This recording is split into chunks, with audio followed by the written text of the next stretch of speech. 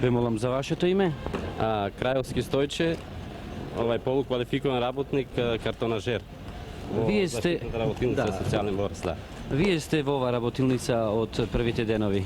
Да. Можете ли да се сетите како беше работата во тој почеток? Па во тој почеток беше доста вака тешка со оглед на тоа, бидејќи немавме доволно средства за тоа. Како основни, така и обртни средства, мислам. Колку луѓе почнавте со работа? Па во првото време бевме 10 души кои што беа дојдени од фабриката оваа Прогрес и ние, јас како слеп и раководител што не беше Трајко Цветановски како директор. Значи вкупно се нас околу 12 души бевме. Можете ли да се сетите колку луѓе сега се инвалидизирани, разни категории инвалиди во вашиот колектив? А колку беа на почетокот? Во БГЗ, бидејќи со интеграцијата сме може негде околу 150 се, што нам точниот бројот може нема, но отприлика тука, може помалку со десетина или појќе. Колку заработувавте тогаш, а колку сега? Па тогаш беа мали према тогашното време, платите 8.000 и нешто, а сега, демек мислам стари. А сега е околу 88.400. Дали работата е посебно тешка за вас или не? Па во оваа работа ми сметам јас по моје мнение дека има и доста работи вака прихватливи, приступачни за нас, за да можеме да ги работиме. И затоа најпоќе тука сме запослени ние во Битола.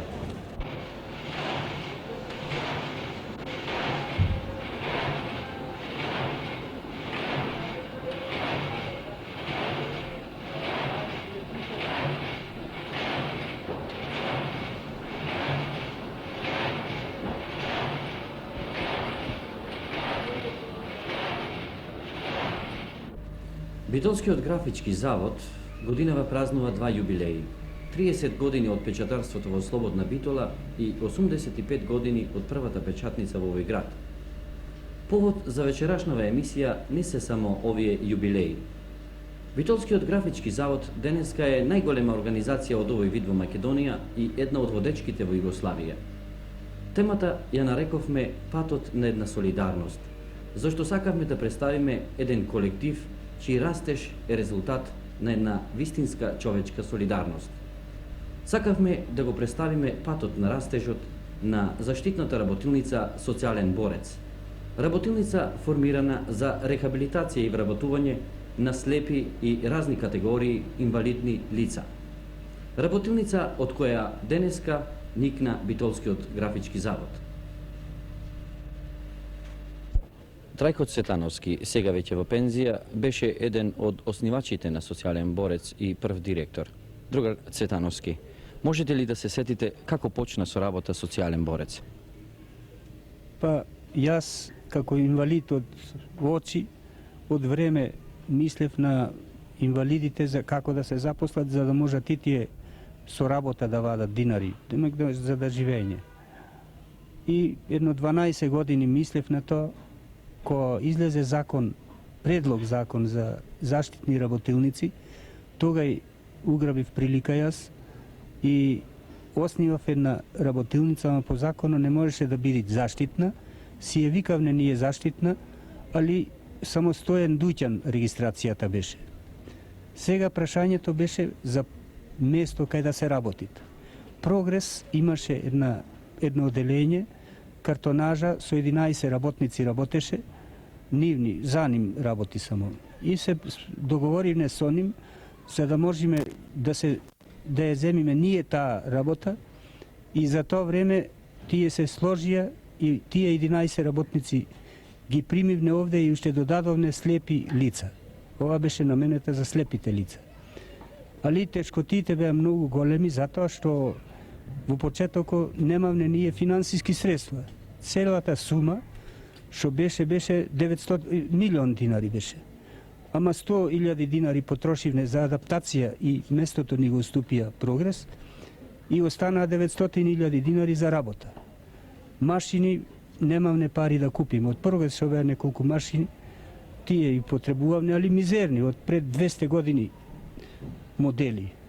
Ама јаката волја што беше и успеавме ние така да со таа машина една уште можда за музеј во онде во работилницата, со неја почнавме и да штампаме. Ние во почетокот не бевне само директори или технички или што, и бевне све, и директори, и мајстори, и амали, оти немавме кадар. Потоа, кога дојде законот, најголемата радост ми беше таа, што замислената заштитна работилница постана заштитна работилница, регистрована како заштитна работилница. Дали има доверба овие деловните партнери? Дали ви даваат доволно работа? Имате ли доволно работа? Ние прво работевме со прогрес, после пробивне на секаде и многу, само беше една работа, за работа не беше толку проблем, колку беше проблем за материјал. Сега материјал, за да го снабдиме ние, ни требаше многу голем труд и многу, и да ти кажам вака отворено, одевне по некој пат со слепи, 100% што се, од кај што дава материјали да се сажалат па да ни дадат материјал. Инаку слабо се добиваше материјали тоа. А како луѓето го учеа занаетот, посебно овие слепите и инвалидите? Занаетот слепите го учеа јас, пошто бев од таа категорија инвалид и знаев како треба да се поступи со учењето на слепите. Просто-напросто му и фаќав рацете, прстите сите му и редев и одгора му кажав вака ќе правите, онака ќе правите, со прсти само, иначе со очи тие не можеа да разберат, али успеа. Вие сте во пензија, доаѓате ли сега во графичкиот завод? Како тој ви изгледа денеска? Графичкиот завод денеска изгледа многу напреден. Можда е целиот графички завод, ако се земи вака глобално, се гледа дека во Југославија нема таква картонажа. Методе Топчиевски, вие сте генерален директор на Битолскиот графички завод. Ве молам, како го објаснувате релативно брзиот и постојанен растеж на вашиот колектив? Па видите, сметам дека растежот би можел да се објасни со човечкиот фактор. Со вонредно големото солидарност што ја покажуваат луѓето, особено оние од посебната категорија инвалиди и слепи лица. И покрај тешките услови во почетокот, кога заштитната работилница се создаваше, постоеше еден голем напор на сите да се успее. Кога во 62 година дојдов на местото директор, основна задача ни беше да се обезбедиме со работа, да се обезбедат средства за работа, да се воведе организација во работата, зашто сето тоа недостасуваше. Не само што во градот постоеше уште една ваква организација, туку бевме поставени во исти услови на работење со сите други колективи и покрај тоа што најголем дел од вработените беа слепи и разни категории инвалиди. Во 1965 година изградивме работни простории со своји средства и со помош на Републичкиот и Општинскиот завод за социјално осигурување, кои најповеќе беа заинтересирани за рехабилитација и вработување на инвалидизираните лица. Со добивањето на работните простори добивме можност од проширување на обемот на работата. Купувавме половни машини или машини кои другите организации веќе ги исклучиле од производство. Немавме доволно средства, па моравме така да работиме. Со сите овие години, вкупниот приход од година во година се зголемуваше двојно. Започнаме со вкупен приход од 22 милиони динари во 62 година, а во 72 година достигна 3 милиарди 200 милиони стари динари.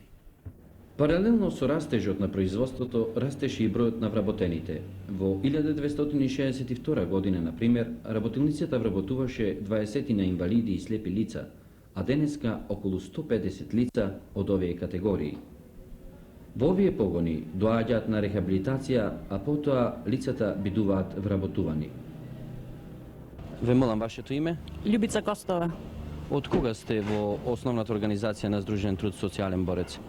Во социјален борец дојдов 73 година на рехабилитација. Тоа работав како на рехабилитација со помош на Заводот за социјално осигуравање што ми даваше помош. Овде работав како ученичка. Иначе полагав пред комисија тука и од 1.1.74 година настапив на плата. Порано каде работевте? Порано работав в Свилара Илинден како ткајачка, поради што се разболев таму и 59-та година. Излегов од таму, лекарите ме извадоја и од тогаш до 60-та година бев 60-та тука, 3-4 месеци поработав, пак поради нешто болест ме изваде заводо и до 73-та година бев во заводо, од 73-та година дојдов во социјален борец. Дали работата сега ви представува тешкотија? Работата не ми представува тешкотија, тука ми е добро, прибидејќи сите можеме да се разбериме, сите сме трудови инвалиди овдека и мене ми е многу убаво тука. Ве молам вашето име? Јовчевски Васко. Вие сте во исто време и председател на Општинскиот одбор на Сојузот на слепите во Битола и работите во основната организација на Здружен труд Социјален борец. Како Општинскиот одбор ја оценува работата на социјален борец? Општински одбор на Сојузот на слепите од Битола работата е добро оценува према заштитната работилница, бидејќи секогаш најдува разбирање за секоја една потреба која му е укажена на Сојузот на слепите, односно на членовите, за нивните проблеми околу запослувањето. Дали има во Битола лица слепи кои што не се вработени во социјален борец? Моментално имаме само 2 лица, моментално незапослени слепи лица. А кога би се запослиле тие или не се заинтересирани за социјален борец? Тие се заинтересирани само се уште ова година веќе имаме 20 веќе запослено, а не може сите најнаш да ги запослиме. Значи ќе треба да помине известно време, па и тие ми се чини дека ќе најдеме разбирање да се запослат во заштитната работилница. Најзначаен зафат во развојот на заштитната работилница представува изградбата на посебен погон за изработка на фина амбалажа со учество на странски капитал. Вредноста на овој капацитет изнесува 40 милиони динари. Изградбата на погонот Фустеларко Борец создаде услови во 1973 година да дојде до интеграција на графичката индустрија од Битола, односно до припојување на печатницата Киро Димитровски Дандарот кон заштитната работилница. Како работи Фустеларко Борец? Како луѓето се вклопија во една технологија и техника која е на европско ниво? Христо Влашки, вие сте директор на основната организација на Здружен труд Фустеларко Борец.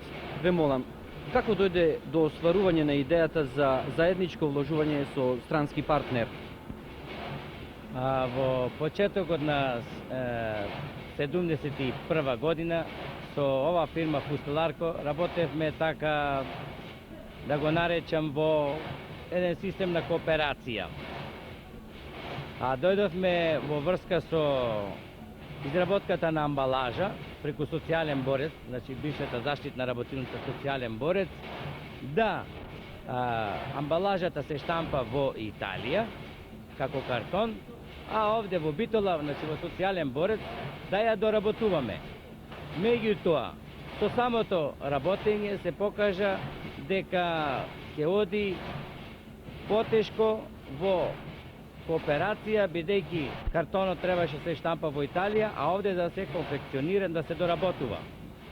Дојдовме до заклучок дека поарно и поадекватно би било да направиме ние овде целокупно производство да произлегува од Битола и му предложивме на иностраниот партнер да вложи свој капитал и наш капитал во рамките на меѓународен договор, да вложат тие капитал нивни и нашиот, за како би могле, значи, во Битола да ја формираме ова картонажа, како би било све и потекнало од Битола, во Битола се штампа, во Битола да се конфекционира, све во Битола, значи едноставно речено, комплетна фабрика поправо картонажа во Битола. Ве молам, како денеска погонот работи?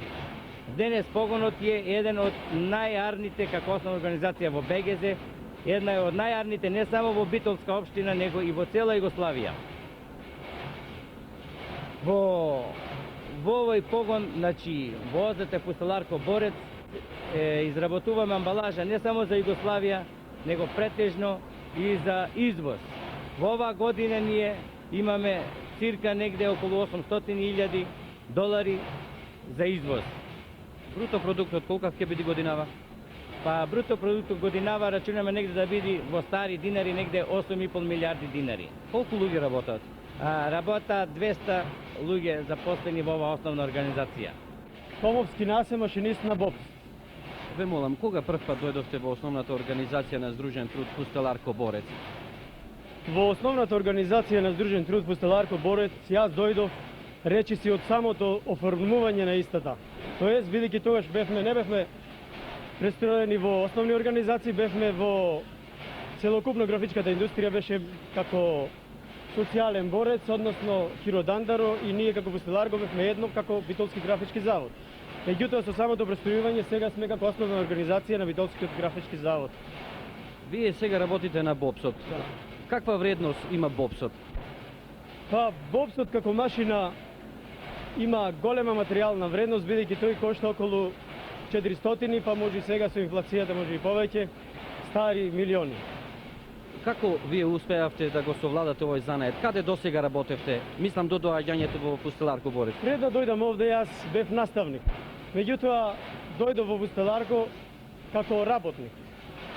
Имаше потреба од работа, од стручна работа на машиниве и на други стручни места, и затоа неколку души ние специјализиравме кај странски стручњаци, односно кај странски техничари. Можам да речем дека за релативно кратко време ние ја совладавме ова техника. Макар што не можам да речем дека се уште треба ние да учиме, но првите резултати кои што ги постигнавме во Пустелар Коборец можам да речем дека се добри. Колку сте наградени за овој труд? Па моментално сега сме, можам да речем, релативно добро наградени, земаме околу 340-330 илјади стари динари. Ве молам за вашето име? Чире Ѓорѓиевски, на работно место фотограф, инструктор. Би ве молел, како го научивте да така речам занаетот за овој вид работа? Па видете, јас сум иначе фотограф долгогодишен, бев понуден да одам на специализација во Италија, меѓутоа понудата ја прихватив и отидов таму 6 месеци.